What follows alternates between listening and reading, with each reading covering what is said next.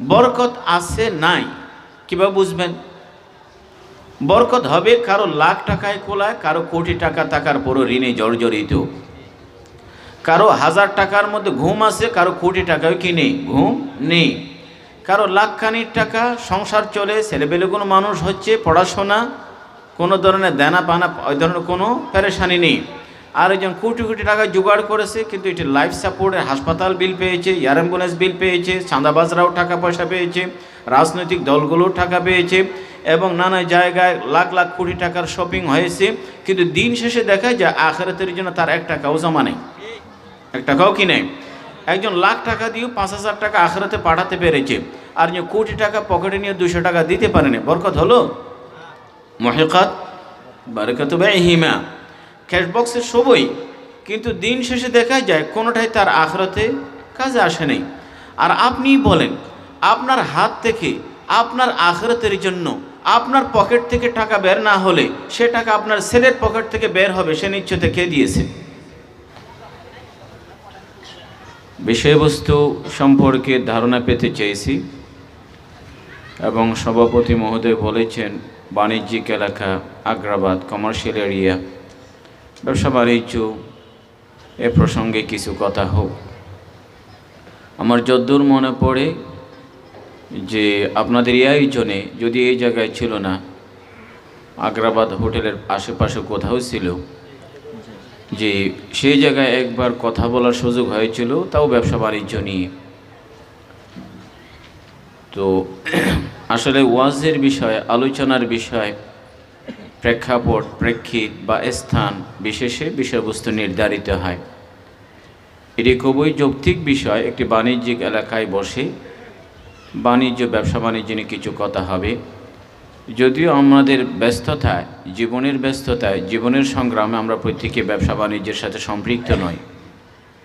কেউ কেউ বা হয়তো ব্যবসা করছেন, কিন্তু একথাও সত্য, রোজ আমাদের ব্যবসায়ীদের কাছে যেতে হয়। আমরা হয়তো বিক্রেতা না হলে আমরা তো ক্রেতা। কাজেই যেহেতু রোজ ব্যবসায়ীদের কাছে যেতে হয় কোনো না কোনো প্রয়োজনে, কাজেই ব্যবসা সম্পর্কে ধারণা এটি শুধু দোকানদার ব্যবসায়ীদের জন্য নয়, ক্রেতা হিসেবে, ক্লায়েন্ট বা গ্রাহক হিসেবে আমাদেরও জানা দরকার। মুআজ্জাজ হাজিরিন, ব্যবসা আয় রোজগারের অন্যতম একটি মাধ্যম, পেশা। মানুষ নিজের জীবিকা নির্বাহের জন্য বহু পেশা, বহু ধরনের মাধ্যম অবলম্বন করেন, তন্মধ্যে ব্যবসা একটি মাধ্যম। ব্যবসার বাইরেও মানুষ চাকরি বাকরি, ব্যবসা বাণিজ্য, অন্যান্য পেশায় নিজেকে নিয়োজিত রেখে নিজের রুটি দানা, পরিবারের সাপোর্ট এগুলো যোগান দিয়ে থাকে। কাজে ব্যবসা করার আগে আমাদের জানতে হবে ইসলাম কাজ যে করি, কর্ম, ব্যস্ততা, ঘাম জড়ানো, মাঠে ময়দানে ছড়িয়ে পড়া, জীবিকার সন্ধানে ইসলাম কিভাবে দেখে। রব্বুল আলামিন কোরআনে কারীমে খুব সাফ এবং স্পষ্ট ভাষায় বলেছেন, ফাইযা কুদিয়াতিস সালাহ ফান্তাশিরু ফিল আরদ ওয়াবতাগু মিন ফাদলিল্লাহ ওয়াযকুরুল্লাহা কাসীরান লাআল্লাকুম তুফলিহুন। সূরাতুল জুমার আয়াত। নামাজ শেষ, ফাইযা কুদিয়াতিস সালাহ, খুব একটা দেরিও করতে বলেননি, কালক্ষেপণ নেই, বিলম্ব করতে নেই। ফরজ সুন্নত শেষ, নফল নামাজ শেষ, আর বেশি অপেক্ষা নেই। ফান্তাশিরু ফিল আরদ, মসজিদ থেকে বেরিয়ে আসো। বেরিয়ে আসবে কি জন্য? ওয়াবতাগু মিন ফাদলিল্লাহ। সমস্ত তাফসীর কারক একমত এই জায়গায় যে রিজিকের সন্ধানে বেরিয়ে পড়ো, ওয়াবতাগু মিন ফাদলিল্লাহ। তাহলে বোঝাই যায় জীবিকার ময়দানে ঘাম জড়ানো, রিজিকের সন্ধানে বেরিয়ে পড়া, এটা আল্লাহ পাকের হুকুম, আল্লাহ পাকের নির্দেশ। মসজিদ থেকে বের হয়ে কেউ দোকানপাটে যাবে, কেউ কর্মস্থলে যাবে, কেউ ক্ষেত খামারে যাবে, কেউ মিল কারখানায় যাবে, নিজের ব্যস্ততার জায়গায় যাবে, কেউ বা ড্রাইভিং বা বিমান বা অন্য কোনো ড্রাইভিং সিটে বসবে, কাজের জায়গায় যাবে। রব্বুল আলামিন এর আগে এটিও বলেন, তোমরা কিন্তু আসছো মসজিদে বিভিন্ন জায়গা থেকে। ইয়া আইয়ুহাল্লাযীনা আমানু ইযা নুদিয়া লিস-সালাতি মিন ইয়াউমিল জুমআহ ফাসআউ ইলা যিকরিল্লাহ। কর্মস্থলে আজান শোনার পরও দেরি করতে নেই, ছুটে আসো। ফাসআউ ইলা যিকরিল্লাহ। কাজের জায়গা থেকে দৌড়ে আসতে হবে মসজিদের দিকে আজান শোনার পরে, দেরি করতে নেই। আল্লাহু আকবর, আল্লাহ পাকই মহান বড়।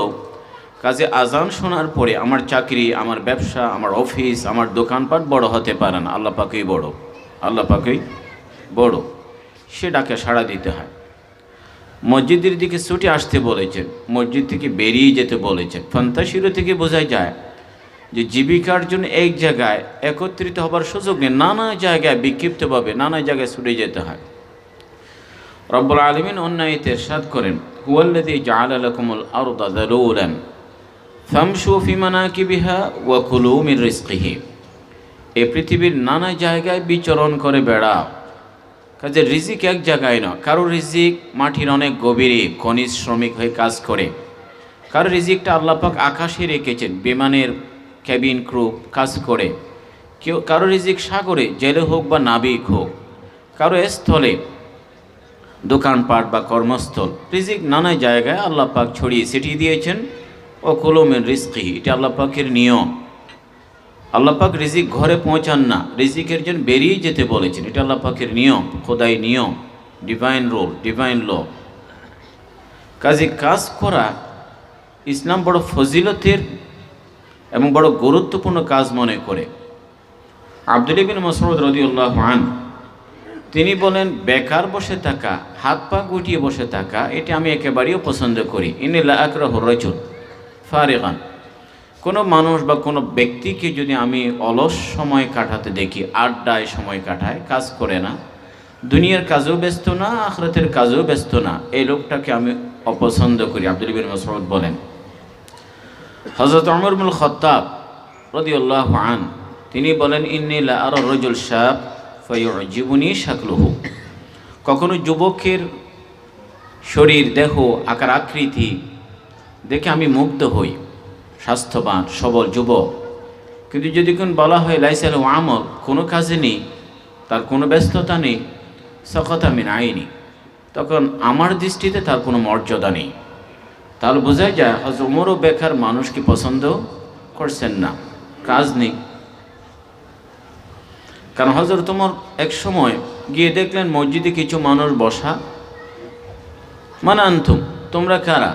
বলছে, আমরা আল্লাহর নেক বান্দা, মসজিদে আসি। তোমাদের খাবার দাবার কোত্থেকে? নাহনুল মুতাওয়াক্কিলুনা আলাল্লাহ, আমরা আল্লাহ পাকের উপরে তাওয়াক্কুল করে বসে আছি, আল্লাহ পাকের জিকির আসি, রিজিক এখানেই পৌঁছাবেন। হযরত ওমর ইবনুল খাত্তাব তাদেরকে বড় কঠিন ভাষায় শাসিয়ে বলেন, কি বললে তোমরা? তোমরা জানো যে ওয়াকাদ আলিম আহাদুকুম আন্না সামা লা তুমতিরু যাহাবান ওয়ালা ফিদ্দা, এটি তো আল্লাহ পাকের হুকুম না। তোমরা কি জানো, একথা জানো না যে আসমান থেকে, আকাশ থেকে স্বর্ণরূপা বর্ষিত হয় না, স্বর্ণরূপা বর্ষিত হয় না। আসমান থেকে বৃষ্টি হয়, জমি উর্বর হয়, ক্ষেত কামার পরিচর্যা করতে হয়, এটি উৎপাদন করতে হয়। আকাশ থেকে স্বর্ণরূপা বর্ষিত হয় না। কাজ করাকে উৎসাহিত করেছে। ভিক্ষাবৃত্তি অনেক অপছন্দের, হ্যাঁ, যারা প্রতিবন্ধী অথবা কাজ করে খেতে পারছেন না, নানা অসহায়ত্ব, তাদের জন্য ভিন্ন কথা। কিন্তু মানুষ যদি আয় রোজগারের জন্য কাজের ক্ষমতা রেখেও যদি ভিক্ষাবৃত্তিকে আয়ের উৎস মনে করে, হাদিসে কঠিনভাবে হুঁশিয়ারি দেওয়া হয়েছে। কি বলা হয়েছে? কোনো মানুষ যদি নিজের অভাব প্রয়োজন এটি পূরণ করতে চায় ভিক্ষাবৃত্তির মাধ্যমে, রব্বুল আলামিন একটি পূরণ হলে আরও 1000 দরজা তার অভাবের দরজা খুলে দেবেন। তার দরজা, অভাবের দরজা, বাবা ফকরির, দারিদ্রের দরজা খুলে যাবে। খায়রশিক কাজ করা, ঘাম জড়ানো, এটি হাদিস শরীফে আছে ফি সাবিলিল্লাহ। ইলমের জন্য বেরিয়ে পড়া ফি সাবিলিল্লাহ, আল্লাহর রাস্তায়। দাওয়াতের জন্য যাওয়া ফি সাবিলিল্লাহ। জিহাদ রণাঙ্গনে যাওয়া ফি সাবিলিল্লাহ। কাজ করতে যাওয়া সেটি ফি সাবিলিল্লাহ। অনেকের কাছে এটি অবিশ্বাস্য মনে হবে, কাজ করতে যাওয়া এটিও ফি সাবিলিল্লাহ, আল্লাহর রাস্তায়। এক যুবক মদিনা শরীফে, প্রচণ্ড রোদ, আরবের রোদ মানেই তো বুঝেন, যেখানে সূর্য আগুন ঝরায়, এমন কড়া রোদে ঘাম জড়াচ্ছেন, কাজ করে যাচ্ছে, খেটে খাওয়া যুবক। সাহাবায়ে কেরাম বললেন, ইয়া রাসূলুল্লাহ, যদি এটি আল্লাহর রাস্তায় ঘাম ঝরানো হতো আরও কত না চমৎকার হতো। রাসূল বলেন সাল্লাল্লাহু আলাইহি ওয়াসাল্লাম, তোমরা কি বললে? তোমাদের ধারণাটাই ভুল। এই যুবক যদি লৌকান খারাজ ইয়াসআ আলা আবওয়াইনি শাইখাইনি কাবীরাইনি ফাহুয়া ফি সাবিলিল্লাহ, নিজের বৃদ্ধ মা বাবাকে সাপোর্ট দেওয়ার জন্য যদি ঘাম জড়ায়, এটি আল্লাহর রাস্তায়। আর যদি খারাজ ইয়াসআ আলা ওয়ালিদি সিগারান, তার ঘরে অবুঝ শিশুরা আছে, বাবার দিকে চেয়ে থাকে কখন খাবার আনবে, চাল আনবে, ডাল আনবে, মাছ তরকারি আনবে, মজা করে খাবে, আছে না এরকম? যদি এই যে ছোটো ছোটো বাচ্চাগুলোর মুখে হাসি ফোটানোর জন্য দোকানে যায়, প্রবাসে যায়, অফিসে যায়, তাদেরকে সাপোর্ট দেওয়ার জন্য কাজ করে রোদে পড়ে বৃষ্টিতে ভিজে হাল ধরে শক্ত হাতে যদি এভাবে করে, সেটাও আল্লাহর রাস্তায়, এটাও আল্লাহর রাস্তায়। আর যদি বিয়ে শাদিও করে নেই, সন্তান নেই, হয়তো মা বাবাও নেই, কিন্তু নিজের পায়ে দাঁড়ানোর জন্য আলা নাফসিহি ইয়াউফুহা, যাতে করে কারো কাছে হাত পাততে না হয়, নিজের জীবিকা নিজেই জোগাড় করে খায়, তাও যদি হয়, এটিও আল্লাহর রাস্তায়, এটিও আল্লাহর রাস্তায়। তাহলে ভিক্ষাবৃত্তি পছন্দ কর, কাজ করে খাও। অনেক হাদিস আপনারাও জানেন, রাসূল সাল্লাল্লাহু আলাইহি ওয়াসাল্লাম এই যে কাঠুরিয়া, কাঠ সংগ্রহ করে বিক্রি করো উত্তম বলছেন কিনা, এটা সবাই আমাদের বই পুস্তকে সিলেবাসে আছে। রাসূল বলেন, হ্যাঁ, জীবিকার মাঠে একটি পদ্ধতি আছে যেটি শয়তানের রাস্তা, এটা আল্লাহর রাস্তা নয়। কীরকম? ইয়াসআ রিয়াআন ওয়া মুফাখারাতান ফাহুয়া ফি সাবিল শয়তান, সে অফিসে যায়, ব্যবসা বাণিজ্য করে, চাকরি বাকরি করে, মিল কারখানার মালিক, অথবা আয় রোজগার করে, নিয়ত খারাপ, অশুভ উদ্দেশ্য। কীরকম? রিয়ান মুফাখারা, তার উদ্দেশ্য হলো মনে মনে একদিন বড় লোক হবে, দামি গাড়ি হাঁকাবে, প্রাসাদে থাকবে এবং অন্যের সামনে দম্ভ অহংকার করে বেড়াবে, আমি অমুকের চেয়ে বড় ধনী, আমার ব্র্যান্ডের এই। যদি এরকম অশুভ মানসিকতা কাজ করে, এটি শয়তানের রাস্তা, এটি শয়তানের রাস্তা। কাজ করে খেতে হবে, যে কোনো কাজ। এই জন্য কৃষি হোক, ব্যবসা হোক, চাকরি হোক, সব ক্ষেত্রে ইসলামের যথেষ্ট উৎসাহ আছে। রাসূল বলেন সাল্লাল্লাহু আলাইহি ওয়াসাল্লাম, খেটে খাওয়া মানুষ সারাদিন কাজ করেছে, মান আমসাকা কাল্লান মিন আমালি ইয়াদিহি আও মিন আমালিহি বাতা মাগফুরান লাহু, রিকশা চালায়, দিন মজুর বা এই ধরনের কঠিন কাজ যারা করে, ক্লান্ত শরীর নিয়ে বাসায় ফিরে আসে, মাথা রাখতে আর ঘুম দেরি হয় না, তাৎক্ষণিকভাবে ঘুমিয়ে পড়ে। নামাজ দোয়া তো অবশ্যই পড়তে হবে, আমি নামাজ দোয়া বাদ দিচ্ছি না, কাজের ফজিলতের কথা বলছি। এই ক্লান্ত শরীর যখন ঘুমায়, হাদিস শরীফে আছে তার সব গুনাহ মাফ হয়ে যায়, তার গুনাহ মাফ হয়ে যায়। কৃষিকাজ এটিও একটি কাজ। মামুন মুসলিমিন ইয়াগরিসু গারসান আও ইয়াজরাউ জারআন ফাতাকুলু মিনহু তায়র আও বাহিমা, মানুষ মনে করে চাষ করে ছেলেবেলে খেলেই বুঝি সওয়াব, এটাই মনে করে। রাসূল বলেছেন, তুমি একটি গাছ রোপণ করো, চাষাবাদ করো, যদি কোনো টিয়ে পাখিও খায়, প্রাণী তাই, আমরা তো পাখি খেতে আসলে দৌড়াই, দৌড়াতে নিষেধ করছি না, কিন্তু তারপরেও যদি পাখি খেয়ে ফেলে, আপনি সওয়াব থেকে বঞ্চিত হচ্ছেন না। সওয়াব থেকে কোনো পাখি খেলো, কোনো জন্তু খেলো, ছাগল গরু কেউ খেয়ে ফেললো, তাতেও সওয়াব আছে, তাতেও সওয়াব আছে। কৃষি, ব্যবসা বাণিজ্য, ব্যবসা বাণিজ্য রাসূল বলেন সাল্লাল্লাহু আলাইহি ওয়াসাল্লাম, আত-তাজিরুস সাদুকুল আমিন মা'আন নাবিয়্যিন ওয়াস সিদ্দিকিন ওয়াস শুহাদা ওয়াস সালিহিন। ব্যবসা প্রত্যেক ব্যবসায়ী না, তাজিরুস সাদুকুল আমিন, দুটি শব্দ মনে রাখবেন। ব্যবসা তো অনেকেই করে, কোটি কোটি মানুষ ব্যবসা করে, কিন্তু রাসূল বলেছেন ব্যবসার ক্ষেত্রে দুটি বিষয় খুবই জরুরি। একটা হলো সত্যতা, সত্যবাদিতা, আরেকটা হলো বিশ্বস্ততা, আরেকটা হলো, এই দুটি বিষয় রেখে কেউ যে ব্যবসা বাণিজ্য করে, হাসর আর কারো সাথে না, নবীদের সাথে হবে, শহীদদের সাথে হবে, শহীদদের সাথেই হবে। ব্যবসা করে নবীদের সাথে হাসর, ব্যবসা করে। কাজেই ইসলামের বক্তব্য স্পষ্ট। ইসলাম একথা কখনো বলেনি জান্নাতে যেতে হলে মেম্বার মেহরাব দিয়ে যাওয়া যায়, অন্য কোনো জায়গা দিয়ে যাওয়া যায় না, কথা বলেছে। তাহলে শুধু ইমাম সাহেবরাই যাবে, আর কেউ যাবে না, তারাই তো মেম্বার মেহরাবেই থাকে। হ্যাঁ, ইসলাম বলে ইসলামের উপরে চললে কৃষি কর্মক্ষেত্র থেকেও যাওয়া যায়, মিল কারখানা থেকে যাওয়া যায়, দোকানের ক্যাশ বক্স থেকেও কি যাওয়া যায়। আর তাজুল সদুকুল আমিন মান নবিয়িন ও সিদ্দিকিন ও শুহাদা।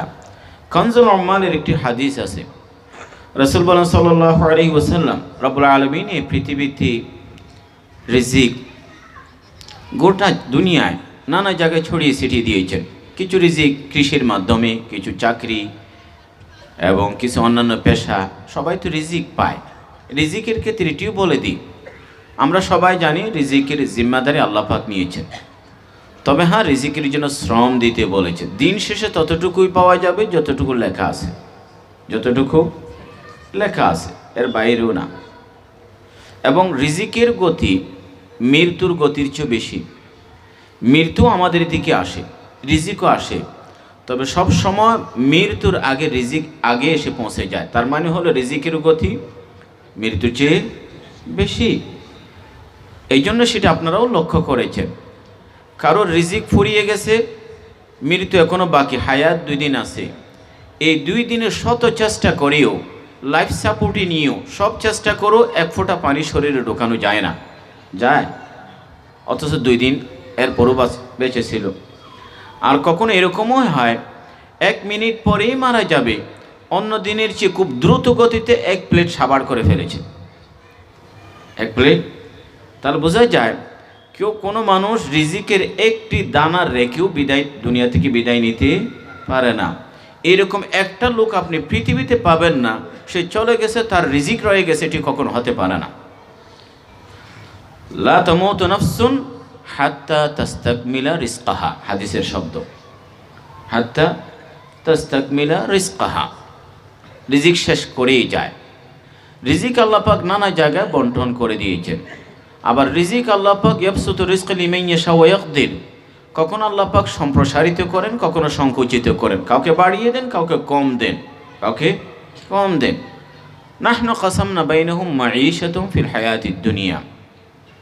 সে রিজিক রব্বুল আলামিন, কানজুল উম্মালের একটি হাদিস আছে, ব্যবসার মাধ্যমে রব্বুল আলামিন গোটা দুনিয়ায় যত রিজিক দেওয়া হয় তার মধ্যে 10 ভাগের 9 ভাগ ব্যবসার মাধ্যমেই দান করেন। কিসের মাধ্যমে? এই জন্য দুনিয়ায় বিলিয়নার বলেন, মিলিয়নার বলেন, কোটিপতি বলেন, চাকরি বাকরি করে বিলিয়নার হয়ে যায়? হয়ে যায় না। যারাই বড় পয়সাওয়ালা তারা প্রত্যেকে কোনো না কোনো ব্যবসা ইত্যাদির সাথে সম্পৃক্ত।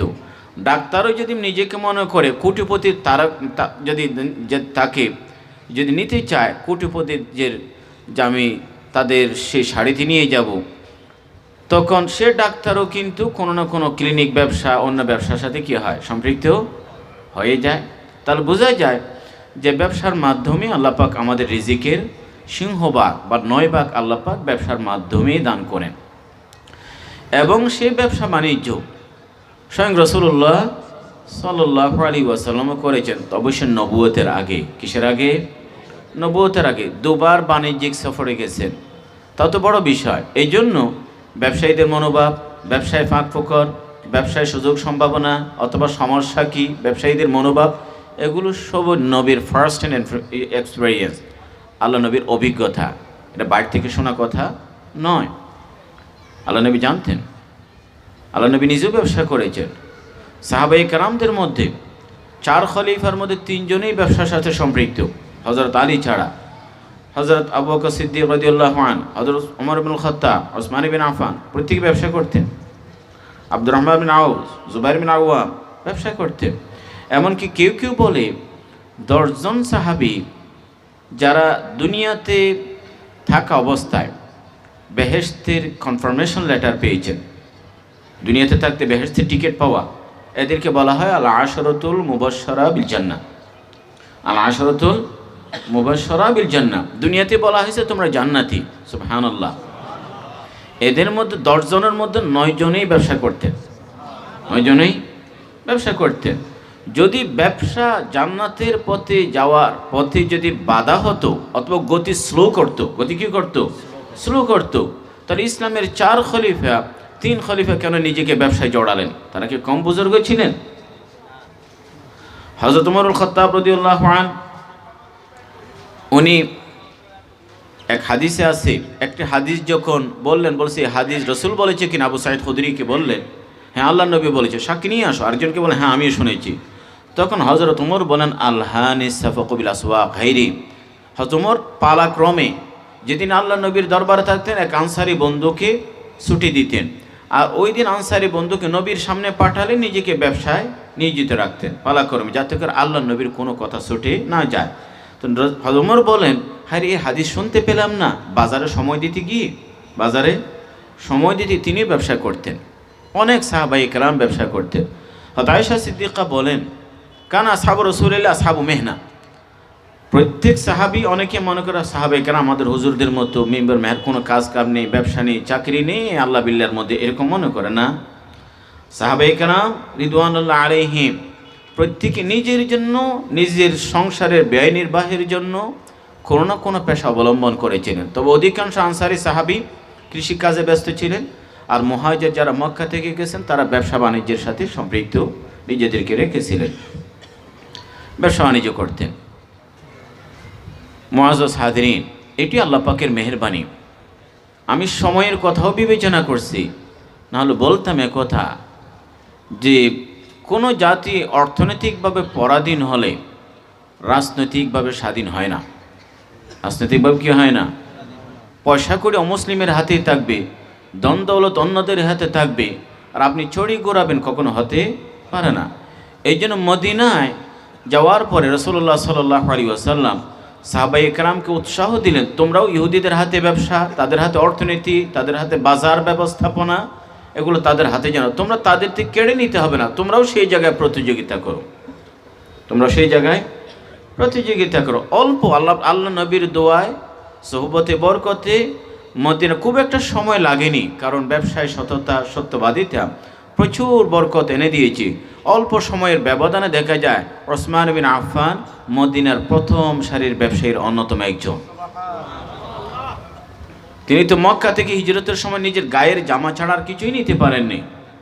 আব্দুর রহমান বিন আউফ রাদিয়াল্লাহু আনহু তিনি ব্যবসা করতেন।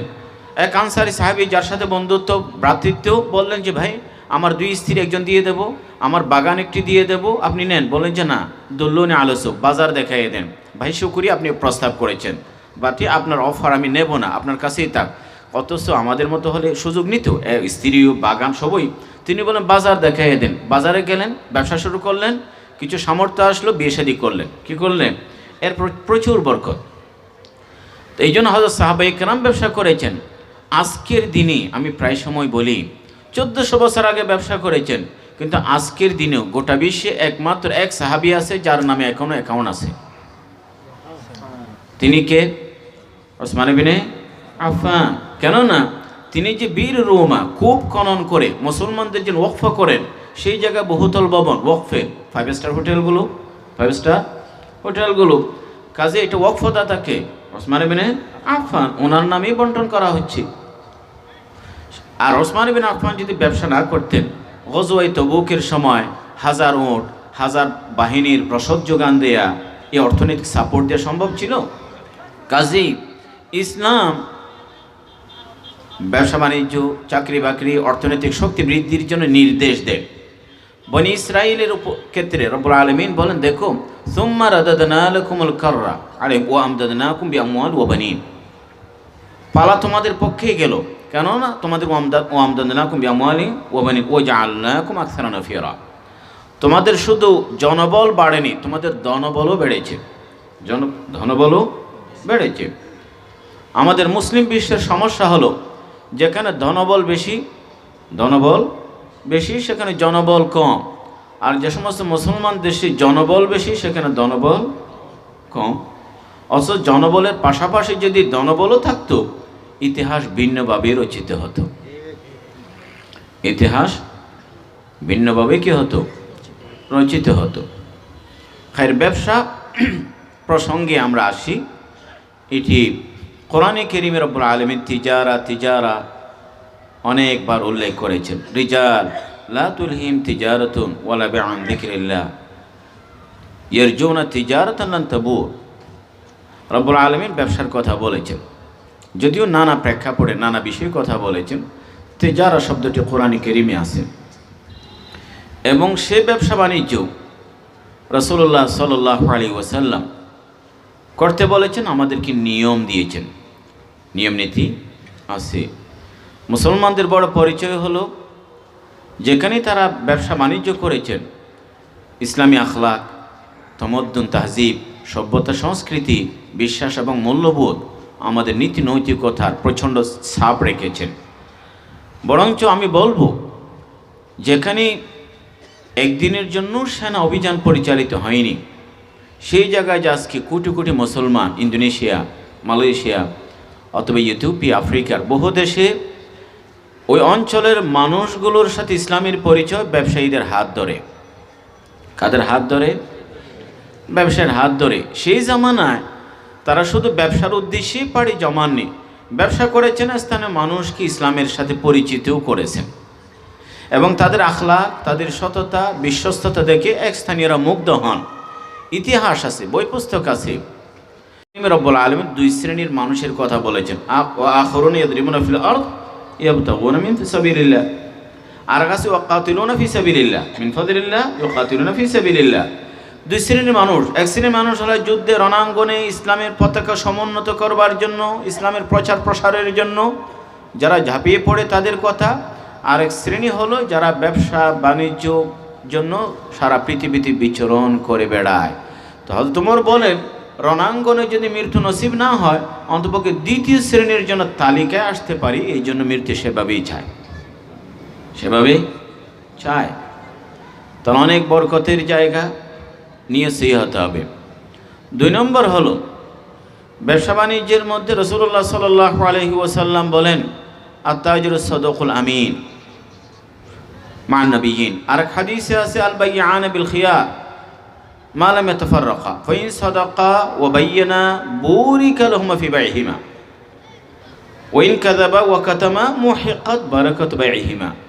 ব্যবসায়ী রাসূল সাল্লাল্লাহু আলাইহি ওয়াসাল্লাম সততা, সত্যবাদিতা, বিশ্বস্ততার সাথে যদি ব্যবসা করো, তোমার ব্যবসায় বরকত হবে। ব্যবসায় খুব কঠিন বিষয়, কারণ আপনারা যারা ইম্পোর্ট করেন, এক্সপোর্ট করেন, নানা জায়গায় প্রতিবন্ধকতার কথা আমি বুঝি, জানি। অনেকেই বলে, হুজুর দেশ ছেড়ে যাও, ব্যবসা বান্ধব না, অনেক কথা বলে। কারণ সবই যদি আপনি ঘোষণা দেন, তাহলে তো মাঠে প্রতিযোগিতায় টিকে থাকা খুব কঠিন।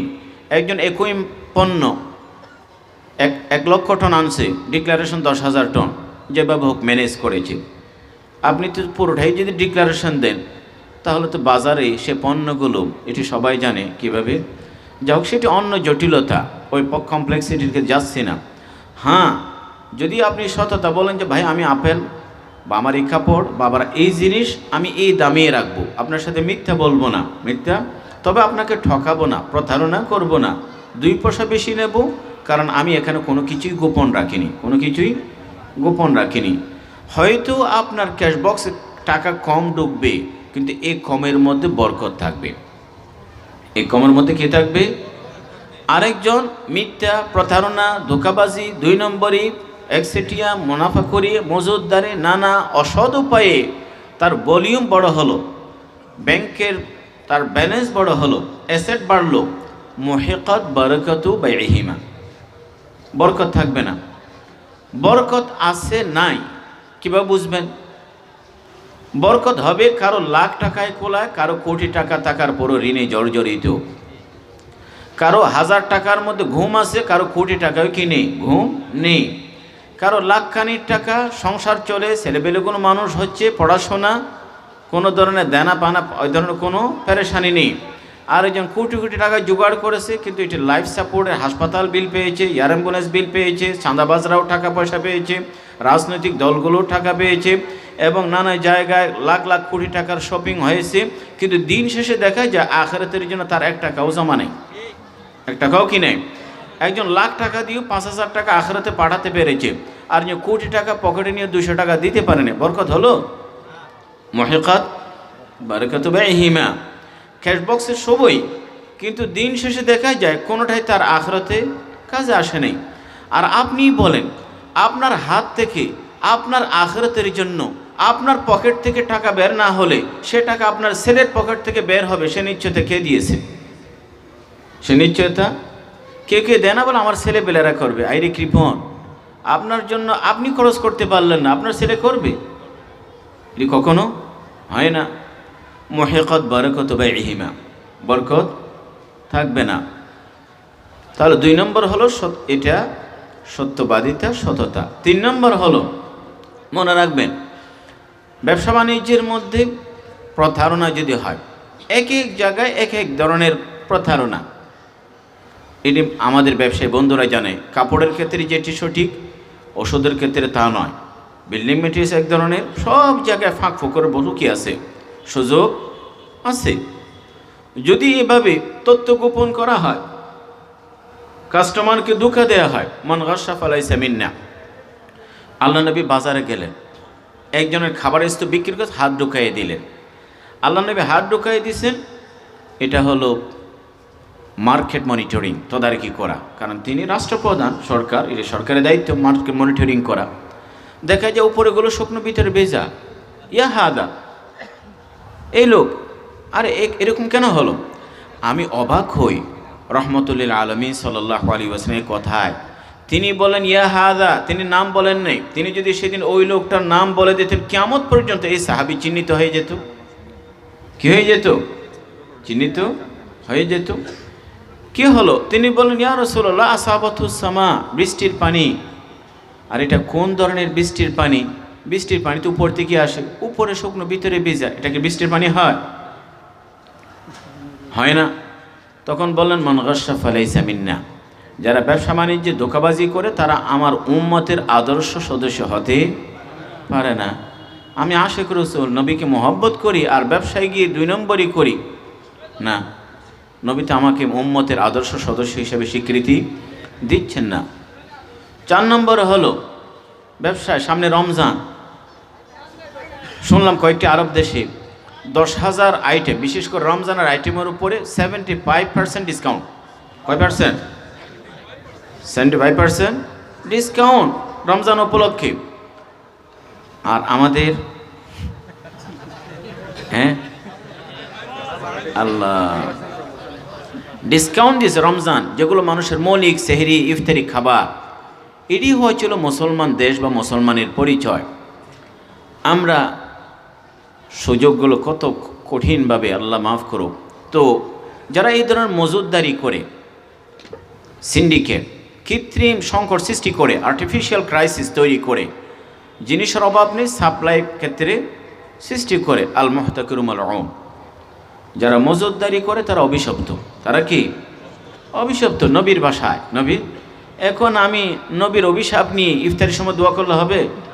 হ্যাঁ, নবীর অভিশাপ নিয়ে হারাম শরীফে আশেপাশে তওয়াফ করলে হবে? অভিশাপ কি ওখানে যায় না?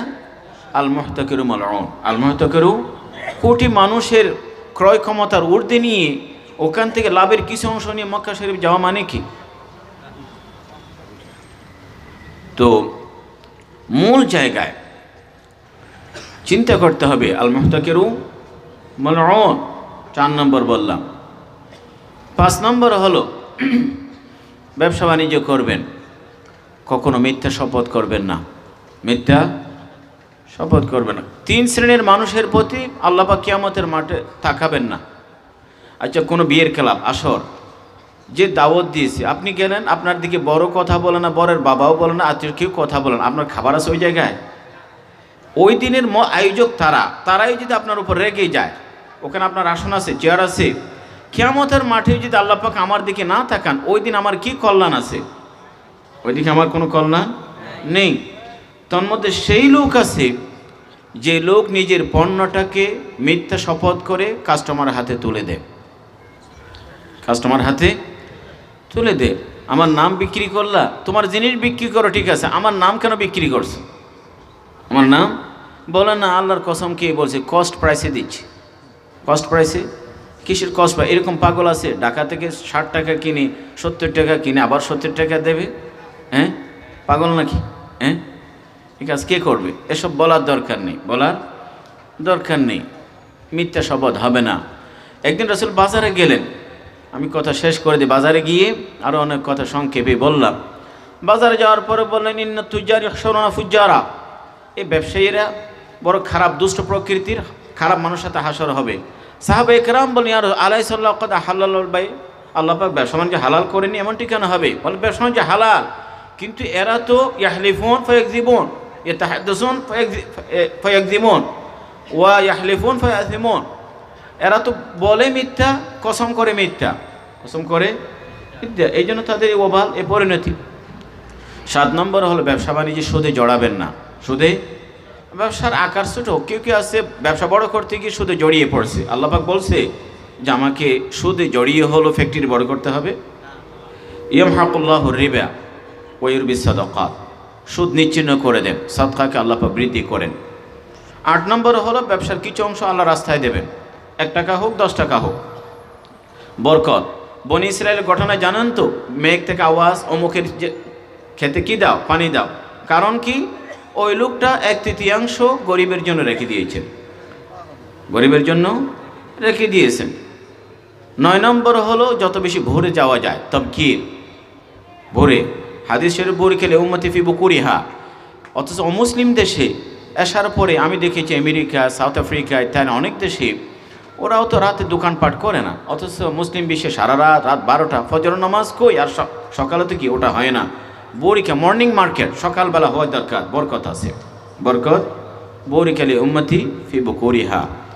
শেষে বলবে কথা, যদি বরকত থাকে, বরকতের দোয়া পাওয়া যায়। মাটিতে হাত রাখলো সোনা হবে, আর বদকান্ডাতে সোনায় হাত দিল মাটি হয়ে যাবে কিছুদিন পরে। কিছুদিন পরে উরওয়া ইবনে আবিল জুত আল বারিকি রাদিয়াল্লাহু আনহু, রাসূল দোয়া করেছেন বরকতের জন্য। উনি বলতেন আমি মাটিতে হাত রাখলো সোনা ফলা, সোনা হয়ে যায়। কারণ একদিন রাসূল বলেন, দেখো 1 দিনার নিয়ে যত বাজার থেকে একটি ছাগল কিনে নিয়ে আসো। সাহাবী বড় চালাক চতুর, বাজারে গিয়ে ছাগল কিনলেন 1 দিরহাম দিয়ে 2টা। কয়টা? 2টা। বাজার করে 2টা কিনলেন। আবার বাজারে বসে 1 দিরহাম দিয়ে 1 দিনার দিয়ে একটা বিক্রি করে ফেললেন। আল্লাহ নবীর কাছে দিনারও নিয়ে আসে, টাকাও নিয়ে আসে, ছাগলও নিয়ে আসে। বলে হাদা দিনার ও হাদি শাতুক, এই ছাগলও নিয়ে আসলাম, টাকাও ফেরত, টাকাও ফেরত। নবী খুব খুশি হন, কি হন? তার জন্য দোয়া করেন। উরওয়া ইবনে আবিল জুত আল বারিকি, বুখারী শরীফের riwayat। উরওয়া ইবনে আবিল জুত আল বারিকি বলেন, এরপরে আমি যেখানেই যাই রব্বুল আলামিন আমার ব্যবসায় প্রচুর বরকত রেখেছেন, প্রচুর বরকত রেখে। কাজে ব্যবসায় বরকত থাকাও দরকার। রব্বুল আলামিন 2টি কথা বললাম, আমল করার তৌফিক দান করুন। আলহামদুলিল্লাহ।